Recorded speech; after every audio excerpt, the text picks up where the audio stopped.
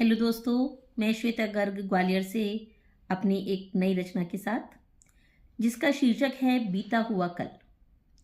बीता हुआ कल एक हिस्सा है, हमारी जिंदगी का अहम किस्सा है, जो हमको जीना सिखाता है, लोगों की पहचान कराता है, जिसमें दुनिया की दी हुई सौगातें हैं, जिनको कभी भूल ना सकें वो बातें हैं, जिसमें कुछ आंसू भरी फरियादें हैं, जिसमें कुछ खुशियों भरी यादें हैं, जिसमें अपनों का प्यार समाया है, कुछ दर्द भरी रातों का भी साया है, जिसमें कुछ रिश्ते पीछे छूट जाते हैं, जिसमें नए रिश्ते हमसे जुड़ जाते हैं, जिसमें बहुत गलतियां हमने दोहराई हैं, जिंदगी जीने की नई सीख भी पाई है।